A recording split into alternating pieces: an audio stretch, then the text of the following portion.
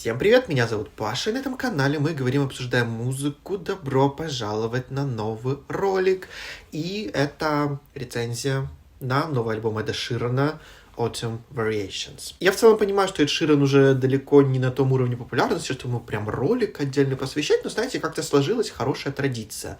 Все его последние альбомы я обозревал, и в целом сейчас интересный был повод, в целом, почему нужно обратить внимание на этот альбом, потому что, если вдруг кто не знает, после, сколько там уже прошло лет, 13-15, но Эд Ширан покинул лейбл Warner Music, на котором он все это время находился, выпускал материал и отправился в такое сольное плавание, скажем так, то есть теперь у него свой лейбл, где он выпускает сам себя, то есть, соответственно, за ним больше не стоит огромный лейбл Махина, которая его и на радио всегда продвигала, и в целом ему как-то, знаете, помогала быть довольно мейнстримным человеком. Поэтому мне, правда, было интересно послушать, что Эд Ширан нам представит, будучи необремененным контрактом с лейблом. Альбом посвящен осени, он уже объявил, что на нем не будет ни одного сингла, ни одного клипа, что это вот в целом такой, знаете, объятие на данную пору года. И, наверное, прежде чем говорить о самом альбоме, так как Autumn Variations,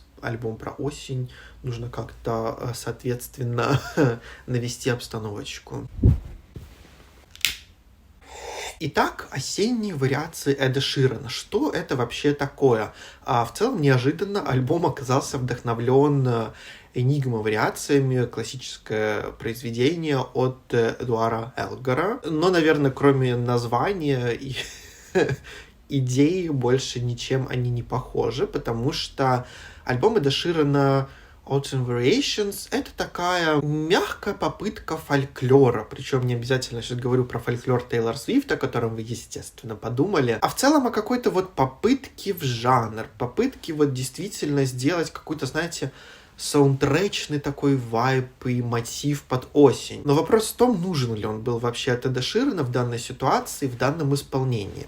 Давайте конкретно. Мы получили 14 песен на 50 минут, и, признаюсь честно, это трындец как долго. Примерно на половине альбома у тебя фокус уже абсолютно пропадает и смещается, потому что за счет вот этой вот вайбовости, атмосферности альбом оказывается довольно нудным. И в целом Эд Ширан не то чтобы прям как-то старается исправить эту ситуацию и разнообразить альбом, причем не обязательно делать это, естественно, инструментально, потому что, да, у нас тут более такой акустический подход, фолковые мотивы, это все может звучать здорово, круто, интересно, и сначала мне даже так показалось. Но при этом вот он чем-то не добивал постоянно этот альбом, к чему я чуть позже еще вернусь, из-за чего мне в какой-то момент казалось, что я слушаю там уже трек номер 17 или 18, а их всего 14. Ну, момент довольно показательный. Что хочется отметить из такого, что прям бросилось мне в глаза, и за что я очень ругала Эда Ширана с его последними альбомами,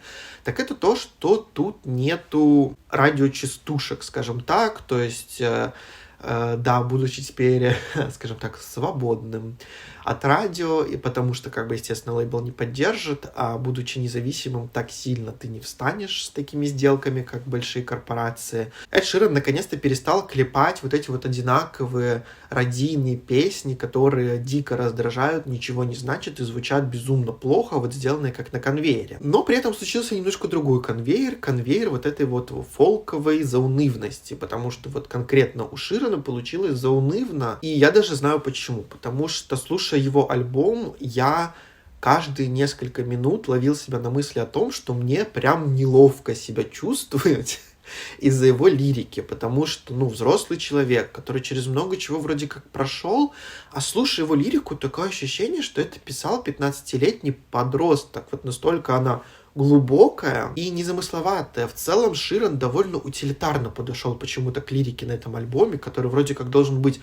поэтичным, каким-то глубоким, интересным, потому что, под такое подразумевает в целом выбор жанра, вся вот эта вот его инструменталистика и подход, но нет, очень все, знаете, звучит прям буквально. Нету никакой поэтичности в этом альбоме, то есть, по сути, он как будто, знаете, стоит стол, за столом сидим мы, а ты говоришь мне, я люблю тебя, а я тебе в ответ тоже, я тебя люблю, и мы такие, охренеть, как здорово. Вот у него примерно лирика на таком уровне на этом альбоме.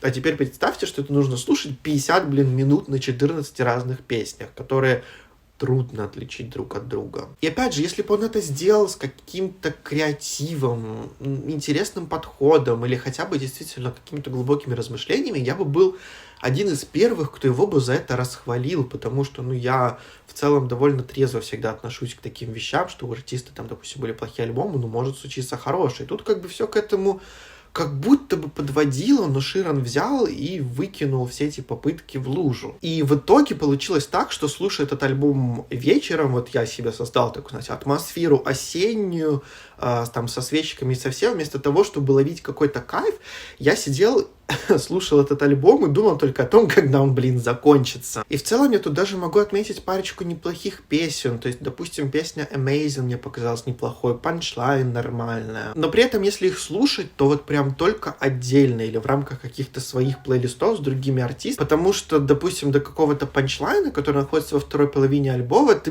хрен доберешься, ты уснешь 5 раз до этого, или просто выключишь альбом, потому что он абсолютно никак не развивается. При этом музыкально он звучит неплохо, потому что всю пластинку делал Аарон Деснер. Соответственно, к продюсированию каких-то больших вопросов возникнуть не может. Он сделал то, что от него надо было, и звучит это неплохо. Проблема, наверное, конкретно в Эдди Ширане, который никак не смог это как-то подкрепить, развить, использовать правильно. И вот, наверное, тут уже возвращаясь к его прошлому альбому, что он, наверное, настолько вот завис в своем образе вот этого вот нечто для радио, с песнями ни о чем, чтобы вот люди только, дай боже, кое-как послушали это, там, не переключив. С песнями для тех, вот знаете, вот Эд Ширан, это, знаете, немножко сейчас вот музыка для парочек, которые носят футболки с лицами друг друга.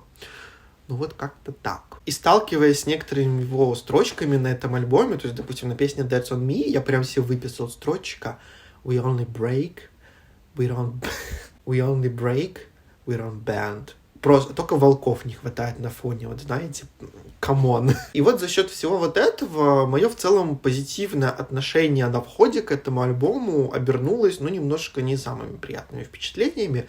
Я скажу так, что это, наверное, лучше, чем его альбом Subtract, допустим, потому что тут нету, по крайней мере, супер раздражающих конкретных композиций, которые ты слушаешь, и ты такой, опять. Но здесь вот это вот опять возникает больше из-за того, что опять одна и та же песня. Поэтому, наверное, попробовать послушать его и вычленить пару песен, если вам не хватает чего-то в осенний плейлист, да, наверное, есть тогда смысл в прослушивании этого альбома. Если в целом у вас медиатека и так неплохая, и наслушанность тоже, то, вы пострадаете 50 минут, но не вот эти вот, знаете, пиздострадания под осеннее настроение, нет, это прям пострадать. Потому что больно в какой-то момент становится, а Ширан опять разочаровывает. И подводя итог, я бы поставил этому альбому оценку 5.9 из 10. Наверное, это самое адекватное, что я могу предложить Эду Ширану за данную попытку. Потому что это можно воспринимать только как попытку. У меня на эту тему все. Обязательно пишите в комментариях, что вы думаете по этому поводу. Послушали ли вы альбом или какие-то отдельные хотя бы песенки. Понравилось вам или нет. Или вот мое зажигательное ревью заставит вас послушать. Поэтому обязательно как-то, знаете, реагируйте на ролик, взаимодействуйте, потому что это очень ему поможет показываться другим людям. И так мы сможем увеличивать нашу зажигательную прекрасную аудиторию. А у меня на сегодня все. Всем спасибо за просмотр. Всем пока. В кружке, кстати, пусто, потому что у меня в доме нет ни чая, ни кофе.